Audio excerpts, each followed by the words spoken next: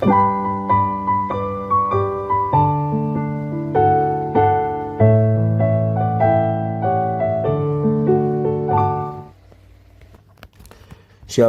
devosi Mazmur 22 ayat 1-23, demikian firman Tuhan. Untuk pemimpin biduan menurut lagu Rusa di Kala Fajar, Mazmur Daud. Allahku, Allahku, mengapa engkau meninggalkan aku? Aku berseru tetapi engkau tetap jauh dan tidak menolong aku. Allahku, aku berseru-seru pada waktu siang, tetapi engkau tidak menjawab, dan pada waktu malam, tetapi tidak juga aku tenang. Padahal engkau yang kudus, yang bersemayam di atas puji-pujian orang Israel. Kepadamu nenek moyang kami percaya. Mereka percaya dan engkau meluputkan mereka. Kepadamu mereka berseru-seru dan mereka terluput. Kepadamu mereka percaya dan mereka tidak mendapat malu. Tetapi aku ini ulat dan bukan orang.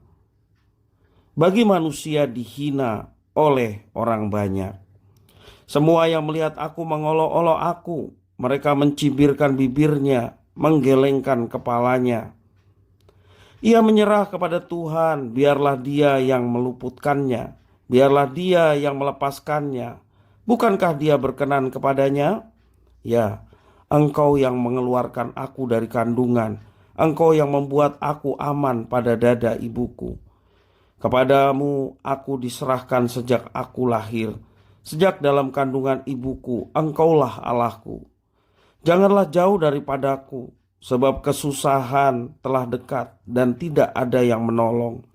Banyak lembu jantan mengerumuni aku, banteng-banteng dari Basan mengepung aku.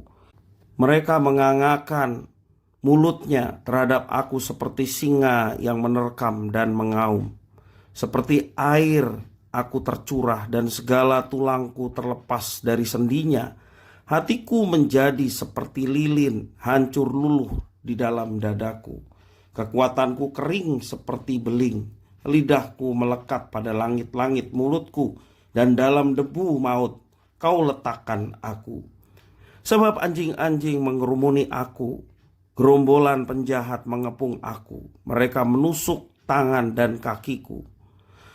Segala tulangku dapat kuhitung. Mereka menonton, mereka memandangi aku.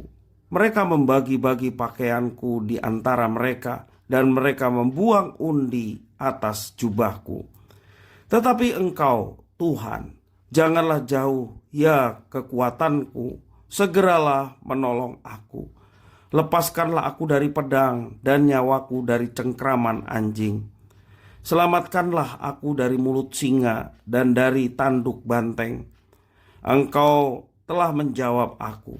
Aku akan memasyurkan namamu kepada saudara-saudaraku dan memuji-muji engkau di tengah-tengah jemaah.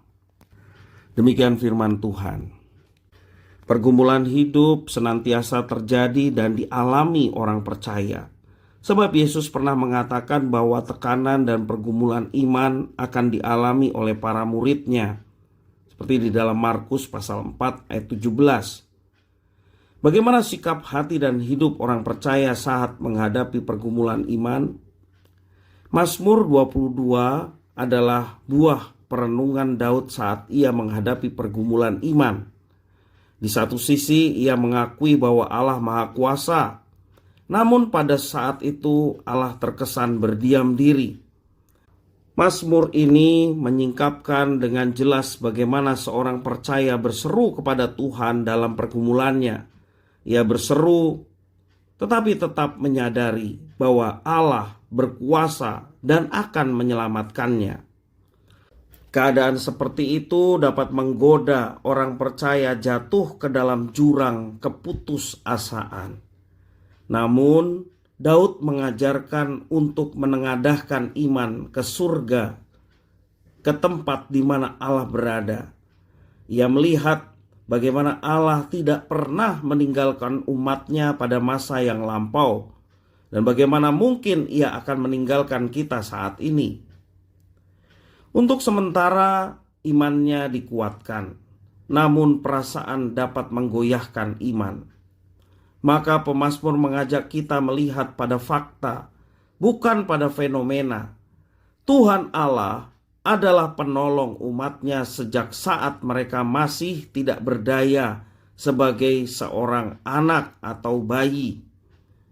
Jadi, bagaimana mungkin ia akan meninggalkan umatnya? Disinilah pemazmur mendapatkan kekuatannya kembali, bahwa Tuhan Allah akan menolongnya demi kesetiaannya. Tugas kita adalah percaya dan bersandar kepadanya. Masalah utama yang sering kita hadapi adalah ketidaksabaran menantikan waktu Tuhan. Kita mungkin sudah sangat lama mendoakan satu pokok pergumulan, dan kita tidak mendapatkan jawabannya.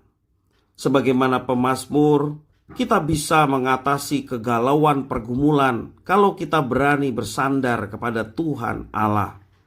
Renungkanlah karya Allah pada masa lalu dan berpeganglah kepada janji penyertaannya. Kita meminta kepada Tuhan untuk kita senantiasa disadarkan, karena begitu banyak karyanya, kebaikannya yang sudah kita alami dalam hidup kita, sehingga kita akan dapat semakin kuat untuk terus berserah kepadanya dan menantikan janji Tuhan yang akan dinyatakan tepat pada waktunya. Tuhan Yesus memberkati.